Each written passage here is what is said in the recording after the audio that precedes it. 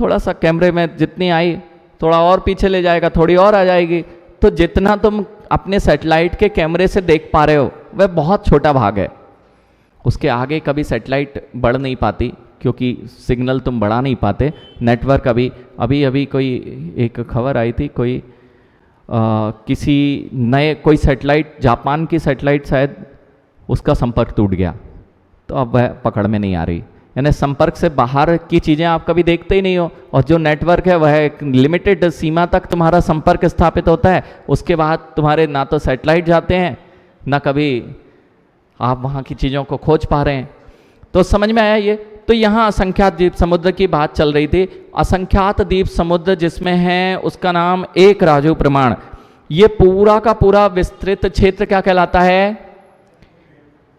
ये पूरा का पूरा क्षेत्र त्रियगलोक कहलाता है। जम्बूद्वीप तो उसमें एक लैंड है, एक क्षेत्र है। अब यहां देखिए, जम्बूद्वीप, लवण समुद्र आदि ये कर दिया। अब यहां कह रहे हैं पुनः मध्यलोक, इसी को कहते हैं मध्यलोक कहें या त्रियगलोक। एक राजू में कितने द्वीप समुद्र? असंभव है ना प्रशम, असंभव है ना?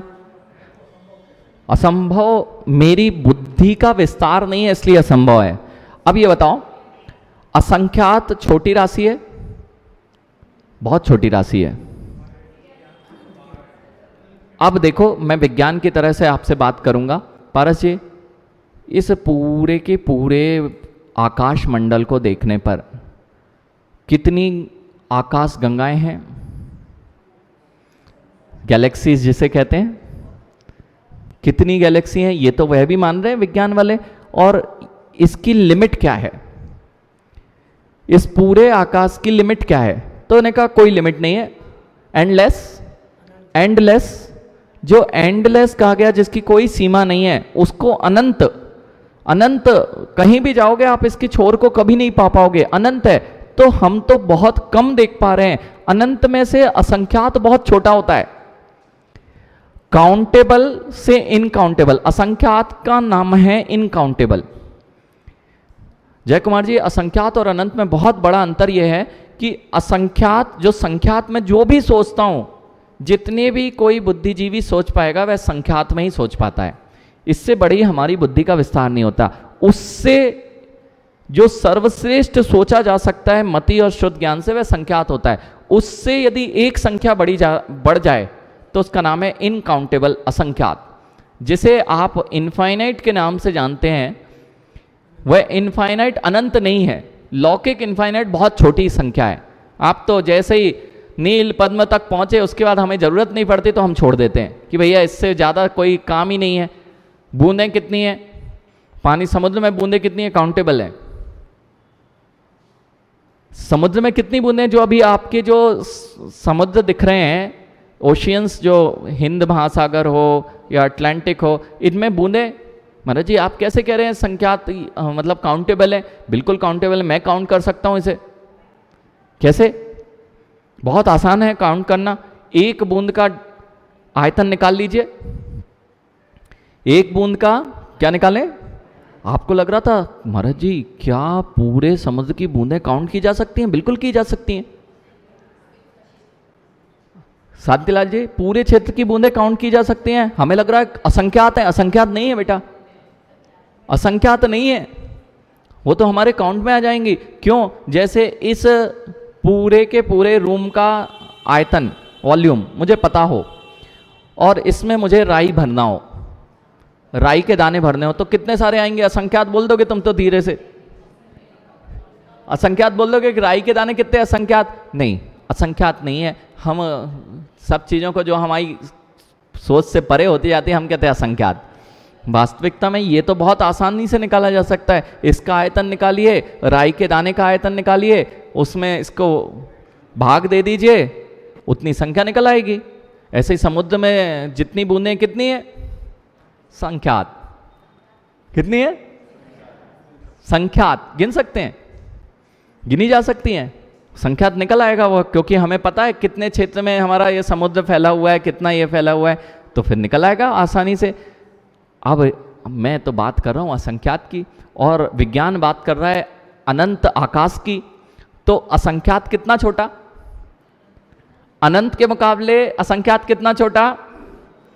इसलिए मैंने कहा था ये 3 लोक की जो संरचना है ये अनंत आकाश में नगण्य है, कुछ भी मायने रखती है क्या। 14 राजू प्रमाण, एक राजू में असंख्यात द्वीप समुद्र, लेकिन अनंत की कोई सीमा है क्या। वह अनंत के बीच में ये छोटा सा स्थान जहां पे सारे द्रव्य पाए जाते हैं, जीव वहीं पाया जाता है, अजीब वहीं पाए जाते हैं, ये सारी की सारी गणनाएं। अब बुद्धि का विस्तार की आवश्यकता होती है। देखिए मैथमेटिक्स पढ़ने के लिए सबका दिमाग नहीं चलता, आईएएस बनने के लिए सब लोग तैयारी नहीं कर सकते, साइंटिस्ट बनने के लिए सब तैयारी नहीं कर सकते। इसलिए ये जो विद्या है, ये जो जिन आगम के गुणतम रहस्यमयी विद्याएं हैं, ये सबके दिमाग पे नहीं चढ़ पाती, इसलिए लोग सोचते हैं सब कहानियां हैं। ऐसे ही मैथमेटिशियन अगर कोई कुछ कैलकुलेशन करें तो आधों के सिर घूम जाते हैं। और आप लोग मैथमेटिशियंस को कैलाश जी बहुत बड़ा कोई पहाड़ तोड़ने वाले नहीं माने। हमने भी हायर मैथमेटिक्स पढ़ी, एमटेक हो गया, एमटेक में हायर मैथमेटिक्स आती है। एमटेक के पश्चात में अगर कोई मैथमेटिशियंस है तो वो एक पर्टिकुलर थ्योरी के लिए कोई पीएचडी करेगा, एक पर्टिकुलर सब्जेक्ट पे वह पीएचडी कर लेगा, हो जाएगा साइंटिस्ट, हो गया साइंटिस्ट। लेकिन ये जो गणनाएं हैं, ये गणनाएं कितनी बड़ी हैं, ये गणनाएं कितनी बड़ी हैं, यानी बुद्धि का कितना विस्तार आवश्यक है, अभी इस बात को जानना है। हमने एक छोटी सी कहानी ली थी, आपको याद हो ऋषभ, एक छोटी सी कहानी ली थी कूप मंडूक की। कूप मंडूक की कहानी सुनी है कभी आदित्य? कूप मंडूक की कहानी सुनी है ऋषभ? कूप मंडूक की कहानी क्या होती है? कुएं का मेढक, उसका नाम है कूप मंडूक। मंडूक अर्थात मेढक, कुएं का मेढक। कुएं के मेढक के पास में जब कौन आया था? हंस आया था। कुएं से निकला नहीं है मेढक कभी, उस कुएं में ही रहता है। उसका मित्र हंस आया और उसने कहा कहाँ से आ रहे हो? तो कहता समुद्र देख के आ रहा हूँ। और समुद्र, उसने पूछा था समुद्र कितना बड़ा है? तो उसने पूरे दोनों हाथ फैलाए, इतना बड़ा। कुएं के एक कोने से दूसरे कोने तक छलांग लगा दी, इतना बड़ा। अब जितना वो जानता है उतना ही तो बता पाएगा कि इतना बड़ा, इतना बड़ा। ऐसे करते करते उसने दोनों पैर फैला दिए, दोनों हाथ फैला दिए, अपने सीना फैला दिया, कहे इतना बड़ा।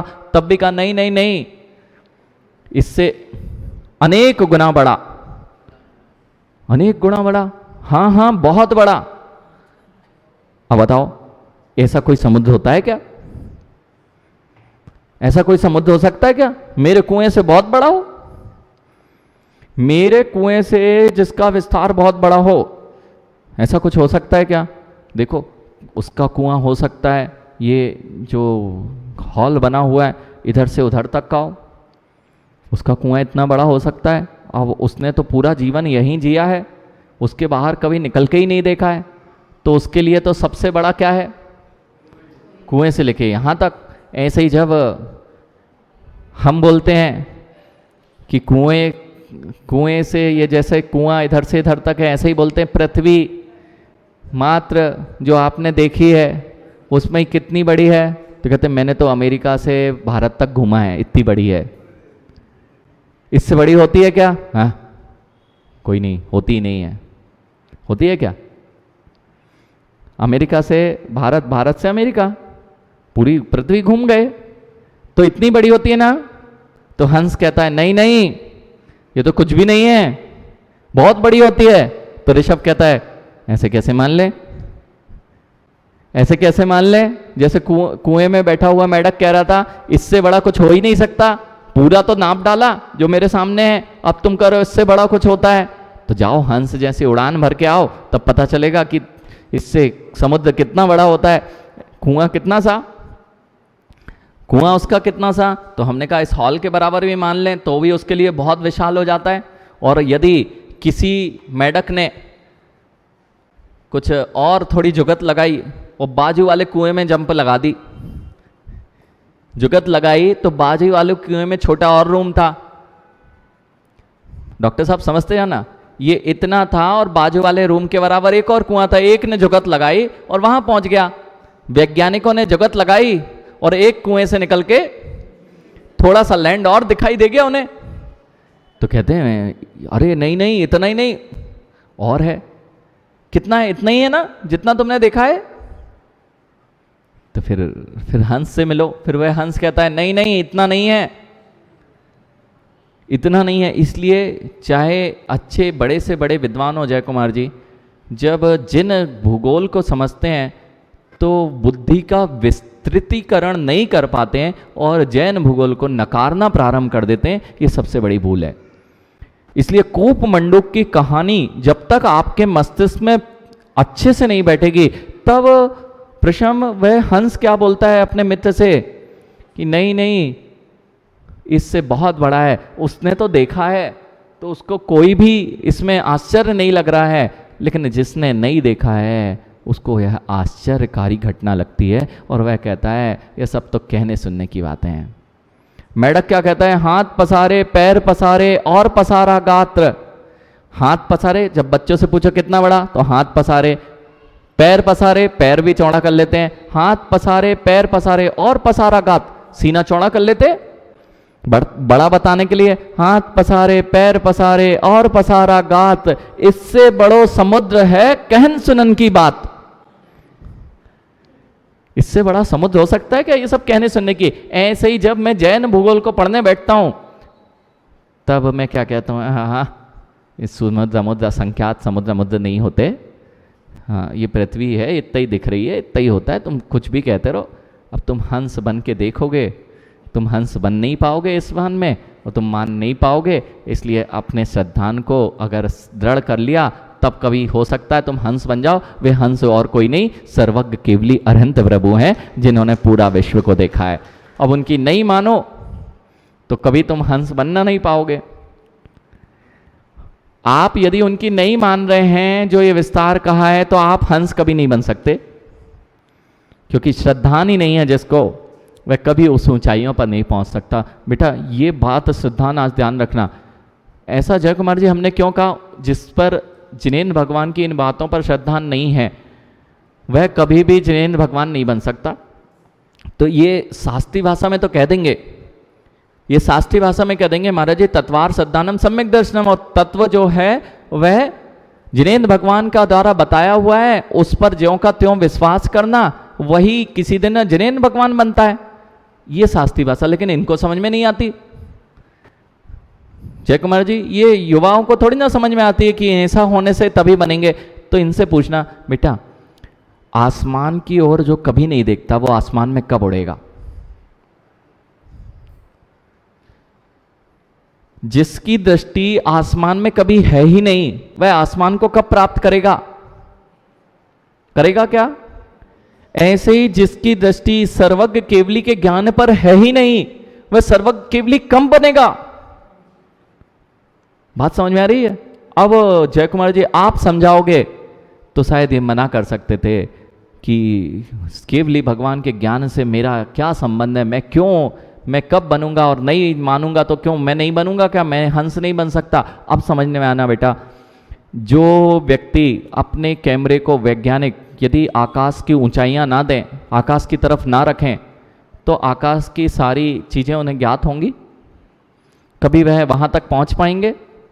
ऐसे ही जब मेरी दृष्टि में यह संपूर्ण जगत की जो तत्व है वह मेरी दृष्टि में कभी आएगा नहीं, तो मैं कभी उसे प्राप्त कर नहीं पाऊंगा, क्योंकि उस ओर मेरी दृष्टि और उस ओर मेरे कदम बढ़ नहीं सकते। इसलिए सबसे पहले दृष्टि को बनाया जाता है, उसका नाम सम्यक दर्शन होता है, फिर ज्ञान प्राप्त किया जाता है, उस ज्ञान से उस मार्ग पर चला जाता है। यहां से नीचे से देखा, आकाश गंगाएं दिख रही थी, चंद्रमा दिख रहा था, तो चंद्रमा जब तक नहीं देखा, दृष्टि उस ओर नहीं की, तो चंद्रमा पर कोई आज तक पहुंच नहीं पाया और पहुंच भी नहीं सकेगा। आप देख लें, जो दिख रहा है, दिखाया जा रहा है, वह सब सत्य हो, यह अभी बहुत खोजनीय विषय है। ठीक है, अब मैंने कहा पहले चंद्रमा देखना जरूरी है, फिर चंद्रमा तक पहुंचने के लिए क्या क्या करना पड़ता है, यह काम करना जरूरी है। तो सबसे पहले मैंने अपनी दृष्टि चंद्रमा की ओर की, उसका नाम है सम्यक दर्शन। उसका नाम है, यानी जिस चीज को मुझे प्राप्त करना है, मुझे अरिहंत केवली प्रभु बनना है, तो मैंने सबसे पहली दृष्टि किस पर लगाई? अरिहंत केवली अवस्था पर, अर्थात शुद्ध अवस्था पर।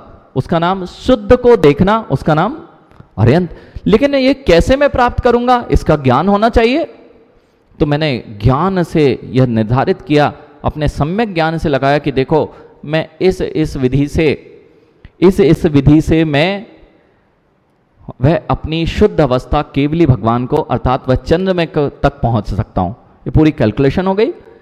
अब कैलकुलेशन हो गई, इसका नाम सब कुछ ज्ञान में आ रहा है कि देखो ऐसा ऐसा तत्व होता है, ऐसा ऐसी चीजें होती हैं और ऐसी चरणानी की विधि है, ऐसी तरह पहुंचा जाता है। जैसे आपको पता है, ये पता लग गया है कि दिल्ली 500-300 किलोमीटर है, कैसे पहुंच सकते हैं? वह साधन आधन सारे आपको पता चल गए, लेकिन कभी साधन में बैठना नहीं,